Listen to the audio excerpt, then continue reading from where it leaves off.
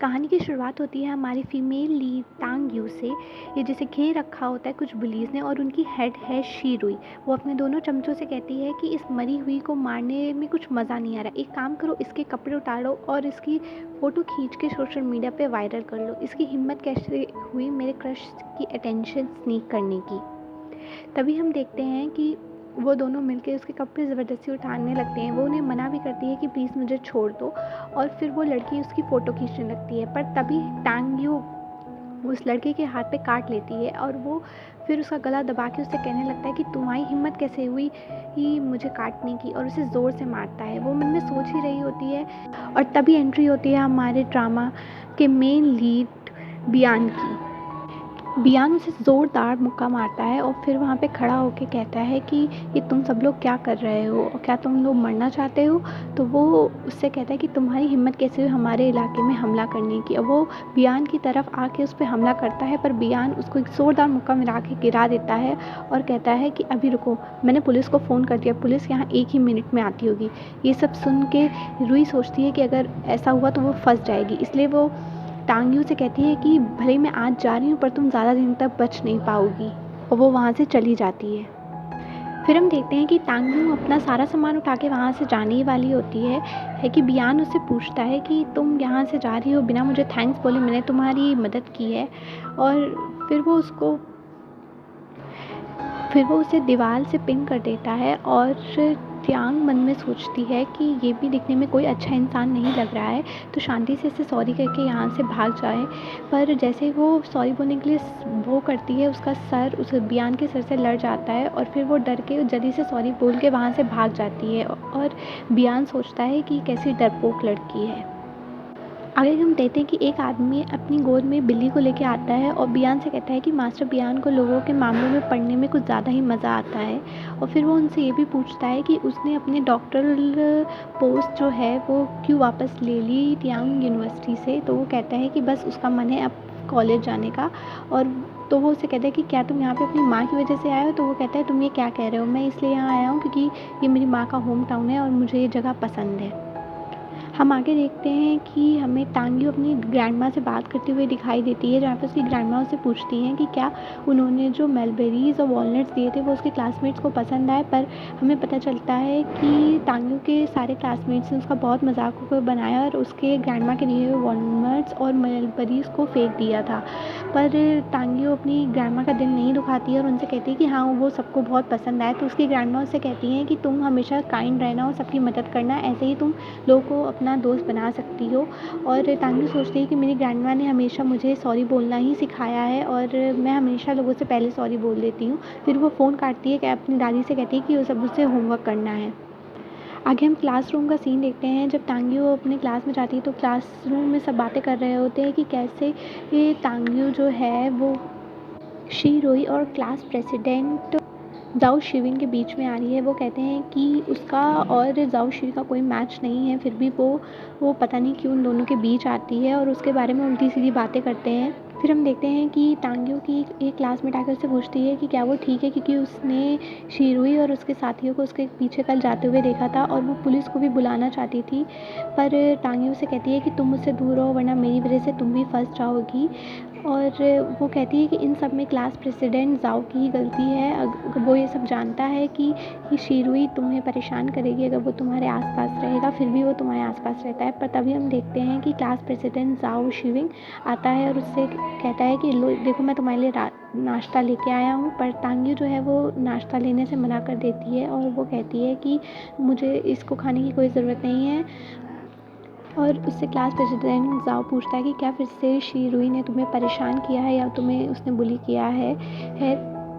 पर तभी क्लास में हमारी विलेन शीरुई आ जाती है और वो उससे बड़े प्यार से बात करते हुए कहती है कि प्रेसिडेंट शिवांग देखो कैसा कोइंसिडेंट है, मैं भी ब्रेकफास्ट लेके आई हूँ, चलो हम लोग साथ में ब्रेकफास्ट करते हैं।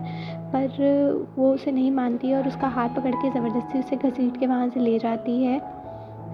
टांगियो भी मन में सोचती है कि प्रेसिडेंट ज़ाओ भी हर बात समझता है, फिर भी वो उसको जानबूझ के सबके सामने कॉम्प्लीमेंट करता है ताकि शिरुई उसे परेशान करे या उसे बुली करे।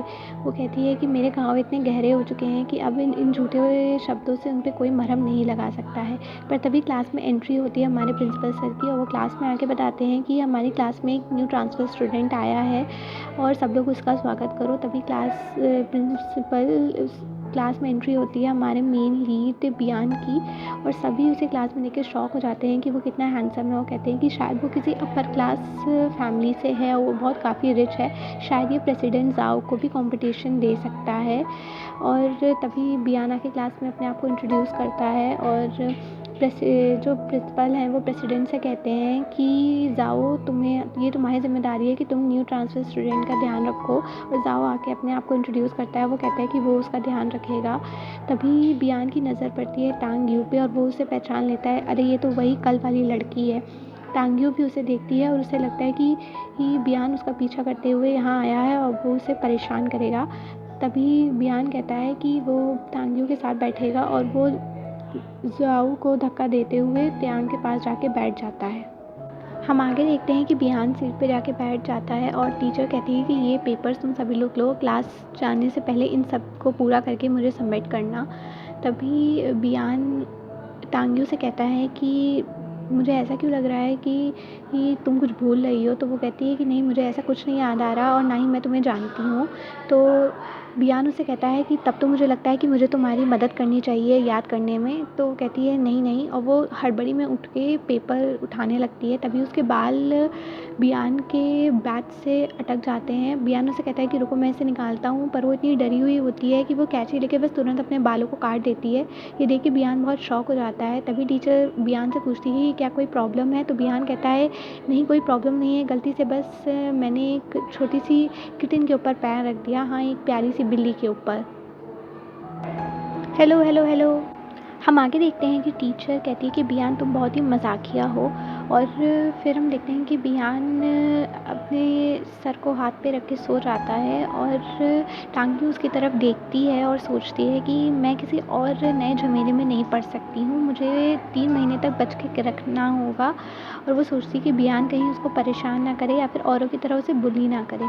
हम आगे देखते हैं कि टीचर कहती है कि टाइम ओवर हो गया है, सब लोग अपने पेपर्स को सबमिट करके यहाँ से जा सकते हैं। धीरे धीरे करके सब बच्चे उठ के वहाँ से जाने लगते हैं, और तभी हम देखते हैं कि शिरुई बहुत ही स्वीट वॉइस में क्लास प्रेसिडेंट ज़ाओ से कहती है कि प्लीज़ मुझे क्वेश्चन समझ नहीं आ रहा, क्या तुम मुझे इसका आंसर बता सकते हो। तो ज़ाओ कहता है कि रुको, और वो टांगियों को भी बुलाता है कि यहाँ आओ, हम सब लोग साथ में ग्रुप स्टडी करते हैं और इसका आंसर देखते हैं। पर टांगियों से मना कर देती है, और शिरुई खुश हो जाती है, और वो प्रेसिडेंट ज़ाओ से कहती है कि तुम बस मुझे ही पढ़ाओ और तुम्हें किसी और को बुलाने की ज़रूरत नहीं है। जैसे ही सब लोग क्लास से चले जाते हैं, वैसे ही शिरुई अपने बुली फ्रेंड के साथ में वहाँ पे आ जाती है और फिर से टांगियों को बुली करने लगते हैं। पर तभी फिर से वहाँ पे हमारा गार्डियन एंजल बियान आ जाता है और टांगियों को फिर से बचा लेता है। इस बार भी जो बुलीज़ थे वो कुछ नहीं कर पाते हैं, वो उनके हाथ पैर तोड़ देता है। पर हमारी काइंड टांगियों वहाँ फिर से आ जाती है, और वो बियान से कहती है कि प्लीज़ इन्हें छोड़ दो, इन्हें मत मारो, स्कूल में फ़ाइटिंग करना अच्छी बात नहीं है। हम आगे देखते हैं कि बियान टांगियों की इस बात पे गुस्सा हो जाता है, उससे कहता है कि मैं तुम्हें इन सब से बचाना चाहता हूँ, क्या तुमने पढ़ाई कर कर के अपने आप को पागल बना लिया है, तुम्हें समझ नहीं आ रहा है कि ये लोग तुम्हें परेशान करने की कोशिश कर रहे हैं। और वो गुस्सा हो जाता है। तभी जो हमारा अदर बुली है वो उससे कहता है कि टांगियों, अब मुझे स्कूल के बाहर जो पुरानी जगह है वहाँ पे रात में मिलना, अगर तुम नहीं आई तो समझना मैं तुम्हारा बहुत बुरा हाल करूँगा। और वो कह के वहाँ से वो दोनों बुलीज़ चले जाते हैं।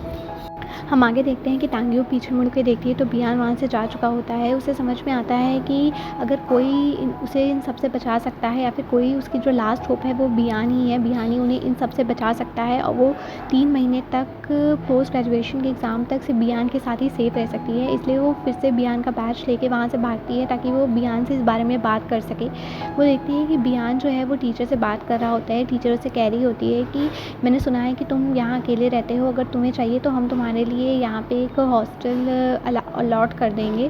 बियान उनसे कहता है कि नहीं, इसकी कोई ज़रूरत नहीं है। तभी वो देखता है कि टांगियों भी वहाँ पे छुप के खड़ी होती है, और वो उसके पास आके उसे कहता है कि चुपके चुपके लोगों की बातें सुनना अच्छी बात नहीं होती है। बियान उससे पूछता है कि क्या तुम्हें मुझसे कोई काम है? तो टांग्यू पहले तो उससे कुछ नहीं कहती है कि नहीं मुझे तुमसे कोई काम नहीं है, और फिर वो वहाँ से जाने लगती है। पर जैसे बियांग वहाँ से जाता है तो टांग्यू भी उसे फॉलो करने लगती है, और वो छुप छुप के उसे फॉलो कर रही होती है। बाद में बियान मुड़ के देखता है तो कहता है कि तुम्हारी प्रॉब्लम क्या है और तुम्हें क्या चाहिए? तो वो उसे कहती है कि मेरी कोई प्रॉब्लम नहीं है, और मुझे तुम्हारा पेन पड़ा मिला था तो तुम अपना पेन ले लो। फिर वो आगे उससे बहुत झिझकते हुए कहती है कि कुछ लोग मुझे बहुत परेशान कर रहे हैं, मैं यूनिवर्सिटी जाना चाहती हूँ, और तुम ही एक ऐसे इंसान हो जो मुझसे मेरी मदद कर सकते हो। तुम्हारी बात तो प्रिंसिपल भी सुनते हैं, और शिरुई और जो उसके साथी हैं वो भी मुझसे परेशान नहीं करेंगे, तो क्या प्लीज़ तुम 3 महीने के लिए मेरी हेल्प कर सकते हो? तो बियान उससे कहता है कि अच्छा मैं ऐसा क्यों करूँगा बताओ, मैं तुम्हारी मदद क्यों ही करूँ? तो वो कहती है कि प्लीज़ प्लीज़ मेरी मदद कर दो। वो कहता है कि तुम बहुत ही बेचारी हो, तुम्हारे पास और कोई चॉइस नहीं है, और उससे कहता है कि यहीं खड़ी रहो, यहाँ से हिलना नहीं और ना ही मेरा पीछा करना, और मैं तुम्हारी मदद नहीं करूँगा। वो ये कह के वहाँ से चला जाता है। हम आगे देखते हैं कि बियान अपने घर के बाहर जाके देखता है तो उसे टांग्यू वहाँ खड़ी मिलती है पानी में बिल्कुल भीगी हुई। तो वो उससे कहता है कि तुम्हें मेरे घर का पता कैसे पता चला और तुम यहाँ कैसे पहुँची? तो वो उससे कहती है कि प्लीज़ प्लीज़ प्लीज़ मेरी मदद कर दो, तुम जो कहोगे मैं तुम्हारे लिए वो कर दूँगी, मैं तुम्हारे बर्तन धो दूँगी, कपड़े धो दूँगी, तुम्हारे घर में पोछा झाड़ू सब कर दूँगी, प्लस प्लीज़ 3 महीने के लिए मुझे प्रोटेक्ट कर लो, और मुझे तुमसे कोई मनी नहीं चाहिए, बस 3 महीने तक तुम मेरी प्रोटेक्शन करो, इसमें तुम्हारा कोई भी लॉस नहीं होगा। बट बियान उसे कहता उसे अंदर बुलाता है और उसे दीवार पे पिन करते हुए कहता है कि मुझे तो इससे कुछ ज़्यादा ही चाहिए, तुम्हें तो इसका मतलब समझ। तो फिर टांग्यू उससे कहती है कि इसका क्या मतलब है? तो वो कहता है कि तुम्हें नहीं पता कि अगर कोई लड़का घर पे अकेला हो, उसके घर के खिड़की दरवाजे बंद हो तो इसका क्या मतलब और मैं कोई जेंटलमैन तो हूँ नहीं, तो अच्छे से सोचो कि मैं क्या चाहता हूँ। टैंगी उसकी बात को समझ जाती है और कहती है कि ठीक है मैं तुम्हारे साथ कॉम्प्रोमाइज़ करने को तैयार हूँ। वो धीरे धीरे अपने कपड़े निकालने लगती है पर ये सब देखते हुए बियान उसे रोक देता है। वो कहता है कि तुम गलत बायर के पास में आई हो, मैं ऐसा इंसान नहीं हूँ और तुम्हें मुझसे इस तरह की कोई हेल्प नहीं मिल सकती है। और वो उसको उसकी जैकेट उठा के देता है और उसके साथ ही उसे घर से बाहर निकाल देता है। हम आगे देखते हैं कि बियान अपनी बिल्ली से बात करते हुए कहता है कि वो उसे बचाना तो चाहता है पर वो किसी को भी बचा नहीं सकता। तभी हमें पास्ट का दिखाया जाता है कि कैसे बियान की माँ को बियान नहीं बचा पाया था और उसकी माँ मर गई थी, और शायद इसी वजह से बियान जो है वो टांग्यू की मदद करने से डरता है क्योंकि उसको लगता है कि शायद वो उसे प्रोटेक्ट नहीं कर पाएगा। हम आगे देखते हैं टांग्यू को जो कि सोचती है कि क्या कभी उसकी लाइफ इंप्रूव हो पाएगी। उसके हाथ में एक वॉइस रिकॉर्डर होता है तो वो सोचती है कि अब बस यही आखिरी चारा बचा है कि मैं इन सबको एक्सपोज कर दूँ। उसके ग्रैंडमा की फ़ोटो पोस्ट करके उसके बुलीज़ दिखते हैं कि अगर वो यहाँ नहीं आई तो फिर उसकी ग्रैंडमा के साथ में अच्छा नहीं होगा। टांग्यू दौड़ते हुए वहाँ पे पहुँचती है, तभी वहाँ पे उसके बुलीज़ जो हैं वो टांग्यू को देखते हैं, हँसते हुए कहते हैं कि देखो देखो यहाँ कौन आया है और वो धक्का देके उसे शिरुई के पैरों में गिरा देते हैं। शिरुई उससे कहती है कि अरे तुम रो क्यों रही हो, इसमें रोने की कौन सी बात है, मैं तो सोची थी तुम्हें किसी बात का डर नहीं है। तो टांग्यू से पूछती है कि मेरी ग्रैंडमा कहाँ है और वो कैसी हैं? तो वो कहती है अरे अरे शांत हो जाओ। तभी वो अपने सभी क्लासमेट से कहती है कि आज मेरा बर्थडे है, चलो सब लोग मिलके साथ में सेलिब्रेट करते हैं। तभी वहाँ पे उसका वो बदतमीज़ दोस्त आ जाता है। क्लास के सभी बच्चे हूटिंग करने लगते हैं।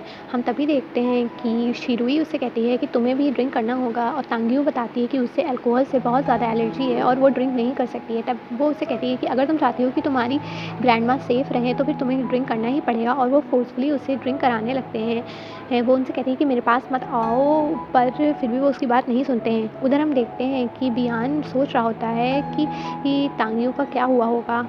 उसे अपनी कही गई हुई पुरानी बातें याद आने लगती हैं कि उसने कैसे टांग्यू को मना किया था। तभी वो अपना फ़ोन खोलता है, उसमें देखता है कि कैसे जो बुलीज़ हैं वो टांग्यू को बुली कर रहे हैं और वो कहता है कि कैसी पागल लड़की है। तुरंत ही वहाँ पे जाने के लिए तैयार हो जाता है।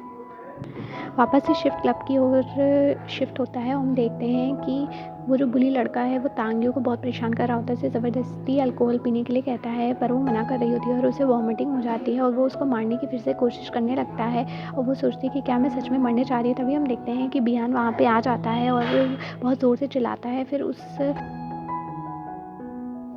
वो टांग्यू के पास में जाता है और उसको जाके ये एंटी अल्कोहल वाली टैबलेट्स देता है क्योंकि टांग्यू को अल्कोहल से एलर्जी होती है। वो तुरंत ही उसे दवा खिला देता है। आदमी के मुँह पे 2-3 मुक्के फिर से मारता है।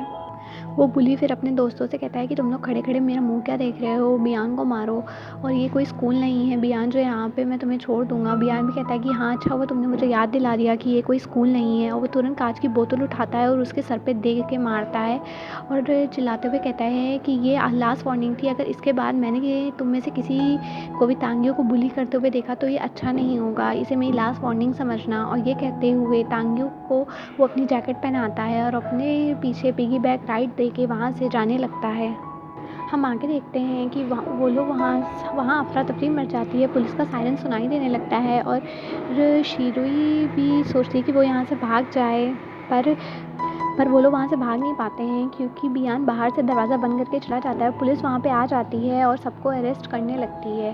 सीन फिर से शिफ्ट होता है जहाँ हम देखते हैं कि बियान अपने कंधे पे टांगियों को लेके जा रहा होता है। टांगियों अपने मन में सोचती है कि जैसे ही स्प्रिंग आया है वैसे ही तुम मेरी ज़िंदगी में एक खूबसूरत सपने की तरह आए हो। और ये कहते हुए वो उसके कंधे पे ही बेहोश हो जाती है। अगला सीन हमें हॉस्पिटल का दिखाया जाता है जहाँ पे तांग्यू बिस्तर पे लेटी होती है और बियान उसके पास बैठ के बॉल खेल रहा होता है। वो तुरंत झटपट उठती है और कहती है कि मेरी ग्रैंडमा कहाँ है, मेरी ग्रैंडमा कहाँ है। तो बियान उससे कहता है क्या तुम पागल हो, तुम्हें डॉक्टर ने आराम करने के लिए कहा है, शांति से आराम करो। और क्या तुम्हारे अंदर बिल्कुल भी अक्ल नहीं है? तुम्हें लगता है कि क्या वो स्टूडेंट तुम्हारी ग्रैंडमा को हार्म पहुँचा सकते हैं? तुम इतनी भोली हो, इसी वजह से वो हमेशा तुम्हें टारगेट करते हैं।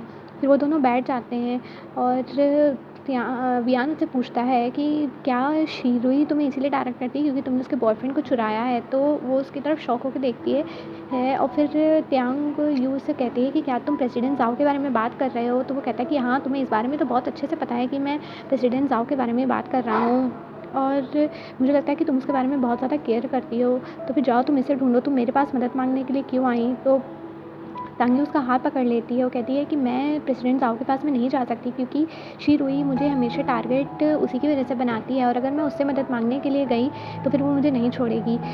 वो कहती है कि मेरे लिए पोस्ट ग्रेजुएट एंट्रेंस एग्ज़ाम देना बहुत ही ज़्यादा ज़रूरी है और बियान उससे कहता है कि क्या तुम्हारे लिए पोस्ट ग्रेजुएट एंट्रेंस एग्ज़ाम देना इतना ज़्यादा ज़रूरी है?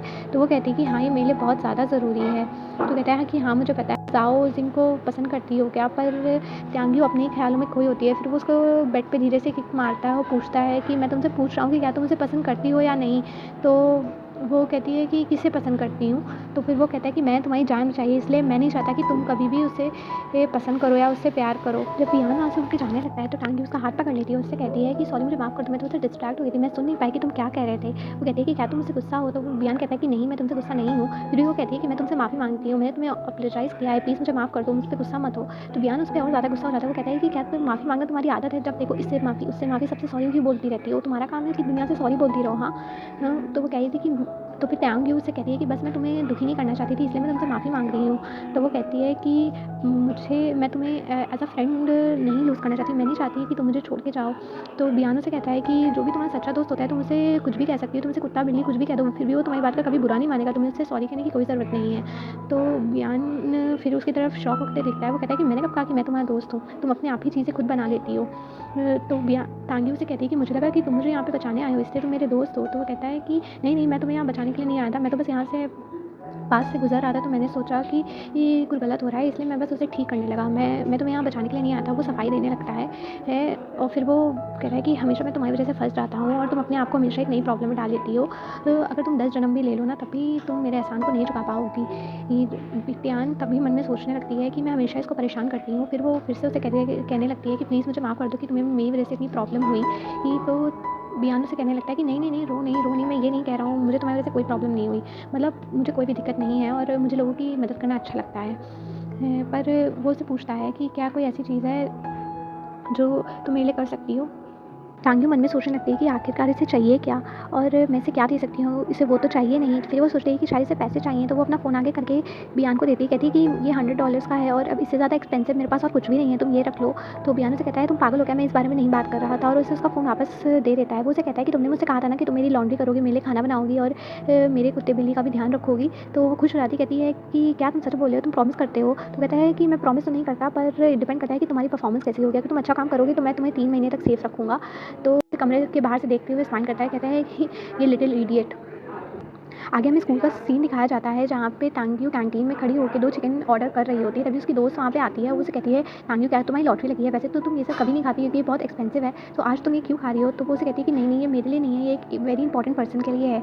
तो वो उसे कहती है, क्या हुआ? कोई कोई है जिसे तुम पसंद करती हो, क्या तुम उसके लिए लेके जा रही हो? तो वो कहती है कि नहीं, ऐसा कुछ नहीं है, तुम क्या पागलों वाली बातें सोच रही हो और ये सब बातें मत करो। तो शीरुई वो अपने दोस्त से बात कर रही होती है और उसके दोस्त से कहती है कि देखो वो ये तो तांग्यू है ना, तो वो कहती है कि इस बारे में मुझसे बात मत करो, जो कल रात बार में हुआ उसकी वजह से मेरी फैमिली ने मुझे बहुत ही डांटा मारा है, मैं कुछ दिन तक बेड से भी नहीं उठ पाई।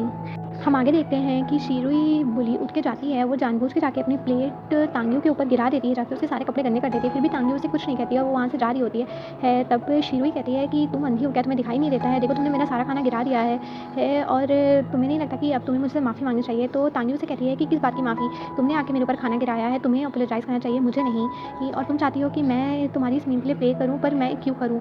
तभी शीरुई मन में सोचती है कि ये तांग्यू को एकदम से क्या हुआ, ये एकदम से इतनी बोल्ड कैसे हो गई? ये तो सीधी टोकू की तरह थी, इसे तो कोई भी मैनिपुलेट कर सकता था।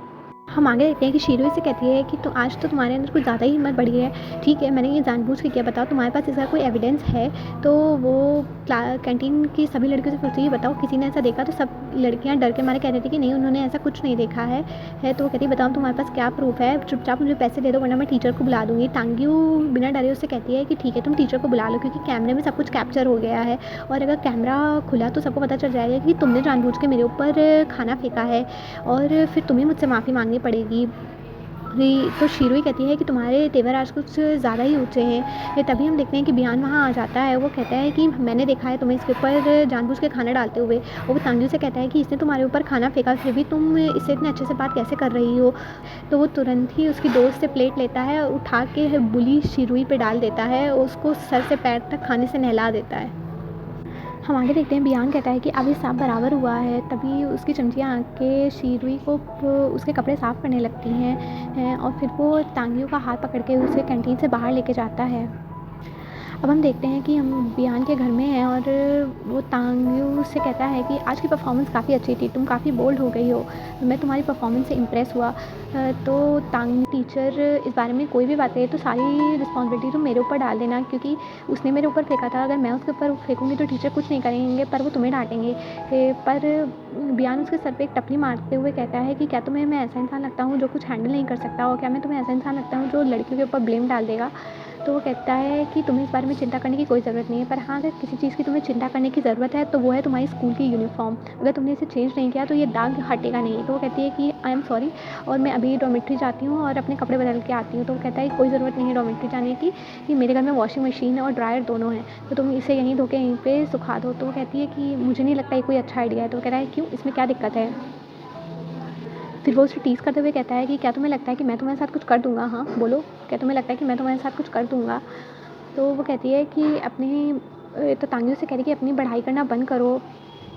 तियांग उससे कहता है कि तुम अपने आप को क्या समझती हो? अगर तुम कपड़े उतार के भी मेरे सामने खड़ी हो जाओगी तब भी मैं तुम्हारी तरफ नहीं देखूँगा। तो कहती है हाँ, मुझे पता है। तो फिर मैं जा रही हूँ, शावर ले लूँ जाके। तभी वो उसका कॉलर पीछे से पकड़ के उसको अपनी तरफ खींचता है और फिर उससे इशारा करके कहता है कि वॉशरूम इस तरफ है। फिर वो वॉशरूम में नहाने के लिए चली जाती है। फिर हम देखते हैं कि आगे वो वॉशरूम का दरवाज़ा खुला हुआ होता है। वो कहते हैं कि ये कितनी इनोसेंट लड़की है और मेरे जैसा भी शरीफ लड़के आजकल कहाँ मिलने वाले हैं। देखो मैं कितना शरीफ हूँ, दरवाज़ा खुला है फिर भी मैं उधर नहीं देख रहा। पर तभी उसे कल रात का सीन याद आने लगता है और जब जग से पानी गिरने लगता है तो वो सोचता है कि अरे यार, फालतू की बातें सोचना बंद करो। तभी तांग्यान तभी तांग्यांग बाथरूम से एक वाइट कलर की शर्ट पहन के निकलती है। वो बहुत ही ज़्यादा अट्रैक्टिव लग रही होती है और बियान बस उसी की तरफ देखता चला जा रहा होता है।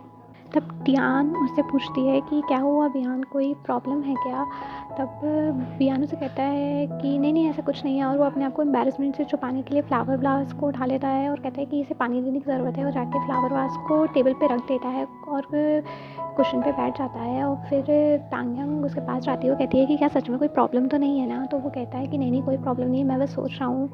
तभी तांग्यांग उसके पास आ जाके बैठ जाती है। वो कहती है कि क्या तुम मुझे प्रॉमिस करते हो कि मैं 3 महीने तक यहाँ पे छुप सकती हूँ? तो कहता है कि तुम हर बात पे इतना जल्दी एक्साइटेड कैसे हो जाती हो? मैं तुमसे अच्छे से बात कर रहा हूँ क्योंकि ये कोर्टसी है और मेरी बातों का गलत मतलब मत निकाला करो। तो वो कहती है कि अच्छा ठीक है। वो कहता है उससे कि अब तुम ये सोचो कि तुम्हें मुझे खुश कैसे करना है। तो त्यान अपना फ़ोन बाहर निकालती है और सर्च करने वो मोबाइल फ़ोन खोलता है तब वो देखता है कि how to impress a boy, ये उसने सर्च किया हुआ है और वो सारे आर्टिकल एक-एक करके पढ़ता है। तो उसमें होता है कि आप उसको वॉक के लिए लेके जाएँ, तो वो कहता है कि ये तो तुम्हारा काम ही है। फिर सेकंड था कि तुम उसे एक सरप्राइज़ दो, वो कहता है कि तुम्हें मुझे सरप्राइज़ देने की कोई ज़रूरत नहीं है, मेरे पास सब कुछ है। और थर्ड आर्टिकल में था कि तुम उसे एक किस दो। वो ये जब ये रीड करता है तो वो मन ही मन में ये टैंग यू को उससे किस करते हुए सोचने लगता है और ब्लश करने लगता है। फिर वो मोबाइल फ़ोन उसकी तरफ करता है, उसे टीज़ करते हुए कहने लगता है कि तुम्हारा आर्टिकल 3 के बारे में क्या कहना है? तो वो कहती है कि नहीं, नहीं ऐसा कुछ नहीं है और हमें ऑनलाइन लिखी गई सभी चीज़ों पे विश्वास नहीं करना चाहिए।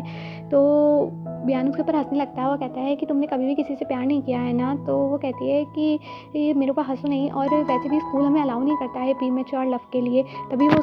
तभी बियान उसके ऊपर ज़ोर-ज़ोर से हँसने लगता है और कहता है कि क्यों, जो प्रेसिडेंट ज़ाओ शिंग तुम्हारे साथ करता है क्या वो इसमें काउंट नहीं होता है? तो वो कहती है कि नहीं, कि मैं उसे कभी भी इस इंटेंशन के साथ में नहीं देखती हूँ। तो वो कहता है कि अच्छा, तो मुझे बताओ कि कौन ऐसा है अपोज़िट जेंडर में जिसे तुम ऐसा समझती हो? तो वो कहता है, तो वो बहुत देर तक सोचती है, फिर कहती है कि क्या मैं तुम्हें काउंट कर सकती हूँ? तो कहता है कि मुझे, हाँ। तो वो उसकी तरफ देखता है और कहता है कि क्या मैं ही सिर्फ़ एक इकलौता इंसान हूँ जिसे तुमने कभी डेट किया है? तो वो कहती है हाँ।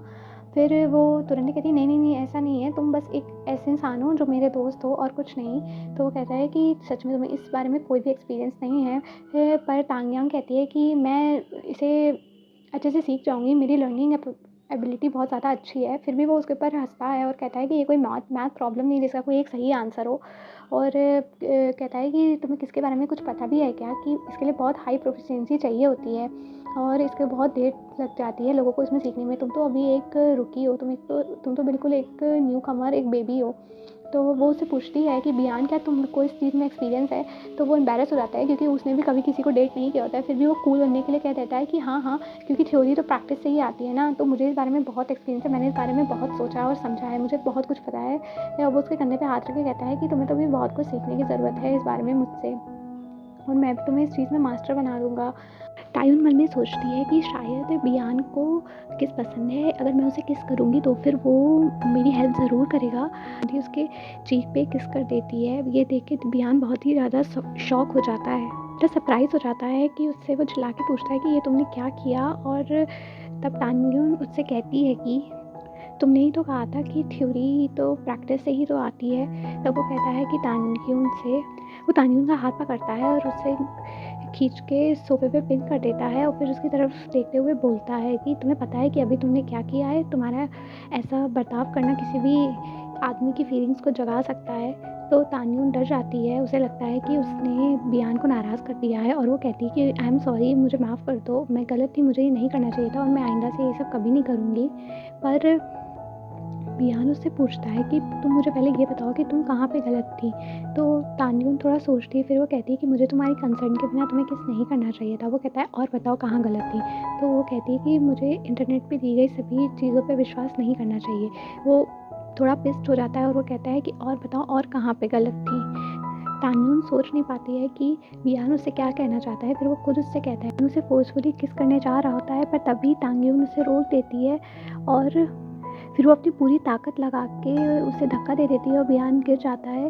पर बियान मन में सोचता है कि यही तो मैं चाहता था कि तुम अपने लिए आवाज़ उठाना सीखो। पर वो उसके सामने ऐसा नहीं कहता है और वो उससे कहता है, क्यों, बस इतना ही, तुम इतना ही कर सकती हो? फिर वो उससे कहता है कि मैं बस तुम्हें थोड़ा सा डराना चाहता था, अब देखो तुम ऐसे रोने लगी, पता नहीं तुम्हारे अंदर इतना करेज कहाँ से आया था कि तुमने मुझे पहले किस किया था। फिर वो उससे कहता है कि वो उसे बुली नहीं करना चाहता था, वो बस उसे सिखाना चाहता था कि असली इविल क्या होता है और उसे भी अपने लिए लड़ना सीखना ही होगा। बियान कूल बनता हुआ टांगियों के पास में जा रहा होता है, पर वो गलती से गिर जाता है, उसका सारा स्वैग ख़राब हो जाता है। पर वो फिर तांगियों से कहता है कि तुम्हें पता है एक लड़की होने के नाते तुम्हारे लिए सबसे ज़्यादा इंपॉर्टेंट क्या है? तो तांगियो अपना सिर हिलाते हुए कहती है कि नहीं, उसे नहीं पता। तो वो कहता है कि अगर तुम्हारे पास एबिलिटी नहीं है किसी से लड़ने की, तो फिर तुम्हें किसी भी लड़के पे विश्वास नहीं करना चाहिए। वो कहता है कि देखो, मैंने अभी तुम्हें बुली किया, क्या तुम मुझे रेसिस्ट कर पाई या फिर तुम यहाँ से भाग पाई?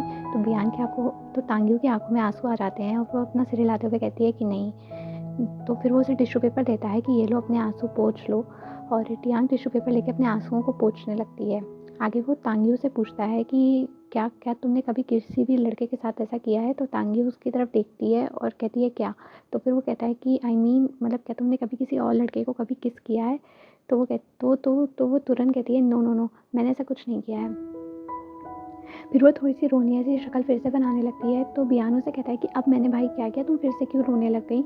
ही आई सेड सो मच। बियान उससे कहती है कि तुम एक बहुत ही अच्छे लड़के हो, तुम मैं जिन लड़के और लड़कियों से आज तक मिली हूँ तुम उनसे बिल्कुल अलग हो। तुम दिखने में तो बाहर से बहुत ही ज़्यादा बैड बॉय टाइप के लगते हो, पर तुम सच में बहुत ही अच्छे इंसान हो।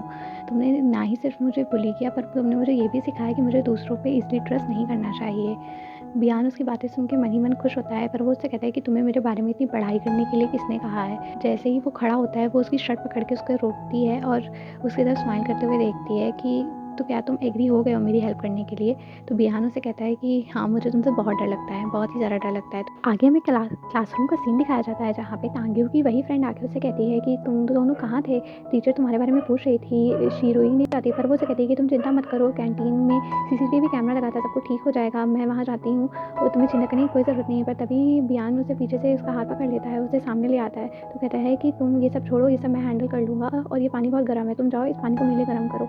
फिर भी वो इस बात को रेज़िस्ट करती है, पर वो उसे कहता है कि तुम बहुत ही शैतान हो गई हो, तुम अपने बॉस की बात नहीं सुनती हो, और फिर उसे सर पे एक चुटकी मार के वहाँ से चला जाता है। बियान अपने दोस्त को देखती है पीछे, जो उससे पूछती है कि अभी बस 2 ही दिन हुए हैं और ये फ़ाइट कर तुम उस बुली से फ़ाइट करके तुम्हारी जान बचाई है, क्या तुम दोनों एक-दूसरे को पहले से ही जानते हो? तो वो तांग्यू उससे बताती है कि नहीं, वो दोनों एक-दूसरे को पहले से नहीं जानते, पर वो अब एक-दूसरे को बहुत अच्छे से जानते हैं।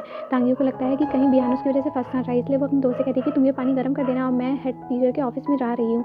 आगे हमें हेड टीचर के ऑफ़िस का सीन दिखाया जाता है, जहाँ पे वही हमारी मूवी की विलन शीरोई टीचर से कंप्लेन कर रही होती है कि देखो इसने मेरी शर्ट पे कैसे ये गंदा दाग लगा दिया, मैं नहीं जानती कि इसे अब मुझसे अभी से अभी कि अभी मुझसे माफ़ी मांगने के लिए कहो। बियान से कहती है कि प्लीज़ तुम अपनी क्लासमेट शीरोई से माफ़ी मांग लो, पर वो कहता है कि ओहो, यहाँ कितना शोर हो रहा है, ये चुड़ैल कितना चिल्ला रही है, मेरा मन तो कर रहा है कि मैं इसके मुँह में पोछा घुसेड़ दूँ।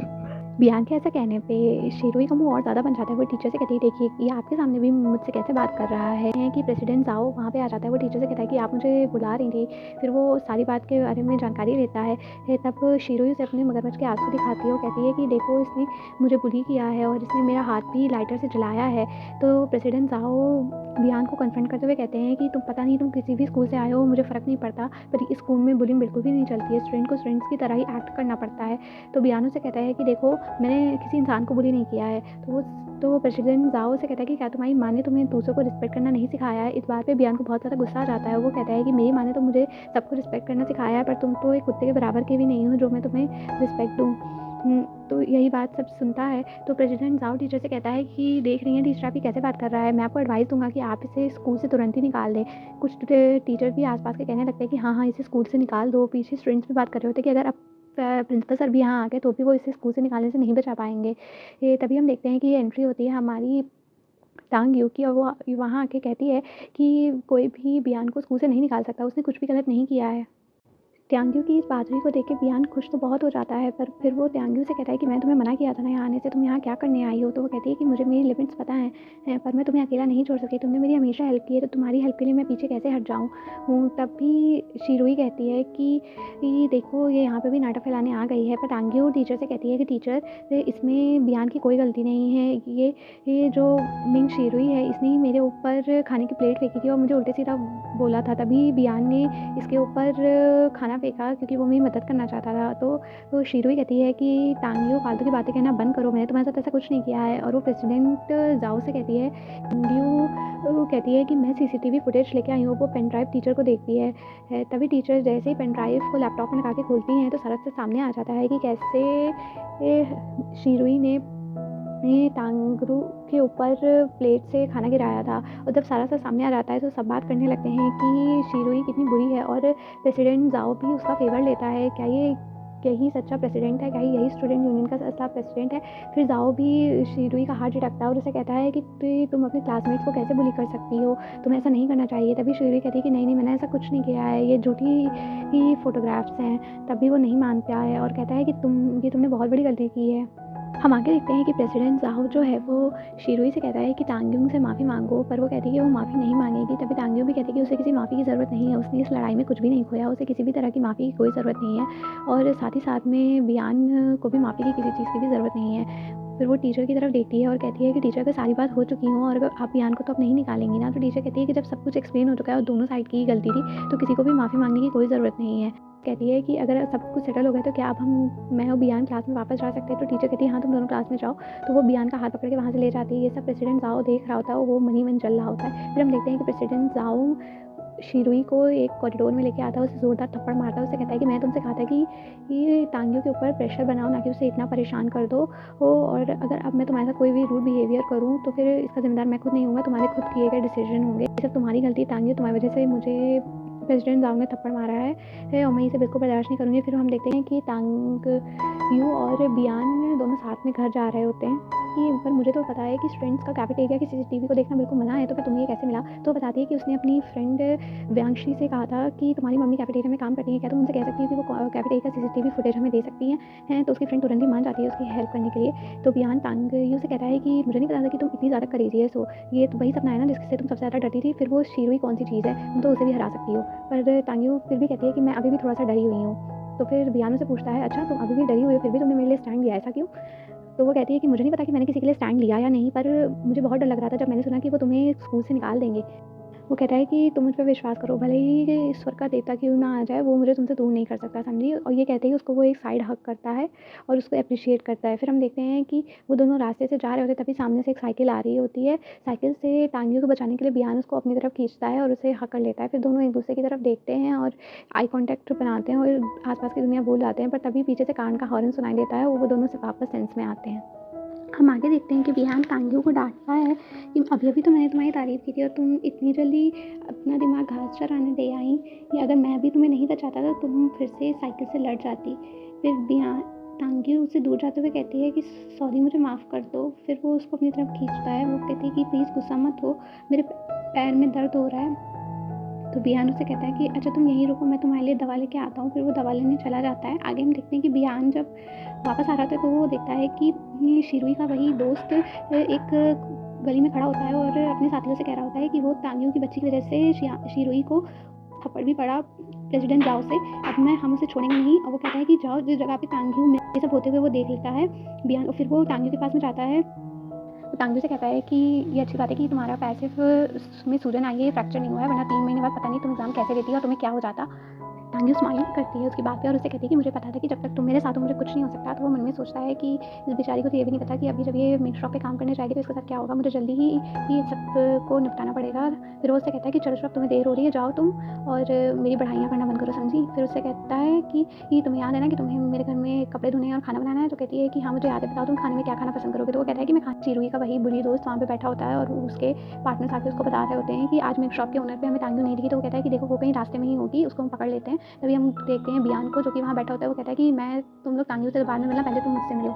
उसको वहाँ फिर से देख के शिरुई का वो बुली दोस्त चिढ़ाता है, उसे कहता है कि बियान मैंने तुमसे कहा था कि मेरे मामले में टांग अड़ाना बंद करो, तुम फिर भी नहीं मानते हो। लास्ट टाइम मैं तैयार नहीं था, पर इस बार मैं तुम्हें नहीं छोड़ूंगा। तुम्हें क्या लगता है कि तुम अकेले हम 5 लोगों से जीत पाओगे? तो बियान उसको एक स्मित देता है और कहता है ये तो हम देखेंगे। बट अभी बियान के फ़ोन पे टांगियों का फ़ोन आ जाता है और वो उन लोगों से कहता है कि जब तक मैं टांगियों से बात कर रहा हूँ शांत रहना, एक आवाज़ भी नहीं। तो फिर वो टांगियों का फ़ोन उठाता है, टांगियों से कहती है कि सारी बोनलेस फिशेस मार्केट में खत्म हो गई हैं, बताओ मैं तुम्हारे लिए क्या लेके आऊँ? फिर वो उसे कहती है कि क्रैब्स और कॉलीफ्लावर है, बताओ मैं तुम्हारे लिए क्या लेके आऊँ? तो वो उसे कहता है कि तुम्हें जो भी अच्छा लगे तुम ले लो, मुझे दोनों पसंद है। वो उसे बात कर ही रहा होता है कि फिर से ये बुली ही उससे कहता है कि तुम्हें दिखाई नहीं दे रहा कि हम यहाँ खड़े हैं? तो फिर वो बियान उसके घुटने पे कैन फेंक के मारता है और कहता है कि शांत रहे। और फिर टांगियों से पूछती है कि पीछे से ये कैसी आवाज़ आ रही है? तो बियान से कहता है कि एक अंधा लड़का दीवार से लड़ गया इसलिए वो चिल्ला रहा है और कुछ नहीं। फिर उसे कहता है कि तुम जल्दी से ये खाने का सामान लेके घर पहुँचो, मैं फ़ोन काटता हूँ। वो तुरंत ही फ़ोन काट देता है और फिर वो उनकी तरफ आता है और एक-एक करके सबकी धुलाई करना शुरू कर देता है। शीरी का वही बुल्ली दोस्त बहुत ज़्यादा ही डर जाता है। वो बियान से कहने लगता है, प्लीज़ प्लीज़ मुझे माफ़ कर दो, मैं आइंदा से ऐसा कुछ नहीं करूँगा। तो बियान उसकी तरफ हँसते हुए देखता है, कहता है कि मैं तुम्हें माफ़ तो ज़रूर कर दूँगा क्योंकि तुम तो टांगियों के क्लासमेट हो ना। तो वो कहता है हाँ, मैं उसका क्लासमेट हूँ।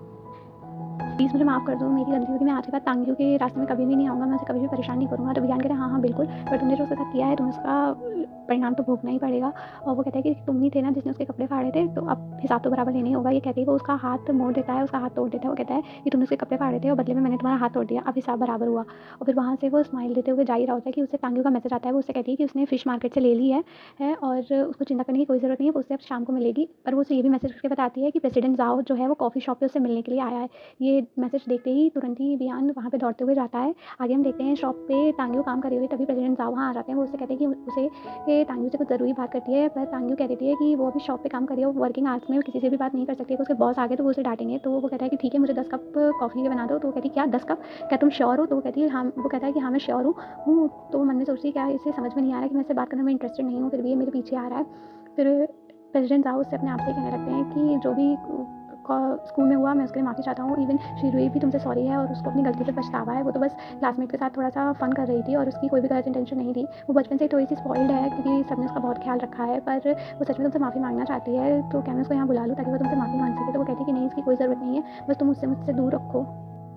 जब तांग्यू उससे ये कहती है तो प्रेसिडेंट साहब से कहता है कि मैथ का कंपटीशन आने वाला है और तुम मुझसे भी कह रही हो कि मैं दूर हूँ, हम दोनों साथ में मिलकर कंपटीशन में पार्ट लेंगे, हम दोनों जीत जाएंगे। तुम जानते हो कि हम लोग कंपैटिटर हैं लर्निंग में, अगर हम लोग साथ में काम करेंगे तो हम लोग एक्स्ट्रा पॉइंट जीत सकते हैं और तुम भी ग्रेजुएशन के लिए जा सकती हो पिकिंग यूनिवर्सिटी या फिर तांगशू यूनिवर्सिटी। तो वो कहती है कि नहीं, मेरा मन नहीं है पार्टिसिपेट करने का, मैं पार्टिसिपेट नहीं करूँगी। तो वो उस पर थोड़ा सा गुस्सा करते हुए प्रेसिडेंट साहब कहता है कि अब तुम मेरी नर्व्स पे चढ़ रही हो और अगर तुम्हें कोई भी रजिस्ट्रेशन फी की दिक्कत है, तुम्हारे पास पैसे नहीं है तो मैं तुम्हें पैसे दे दूँगा। वो उसकी बात है कि वहाँ पे बियान आ जाता है, उसे लेकर तांग्यू बहुत ज़्यादा खुश हो जाती है। वो कहती है कि तुम्हें आ गए। तो फिर वो मन में सोचती है कि अरे इसके चेहरे पे चोट कैसे लगी।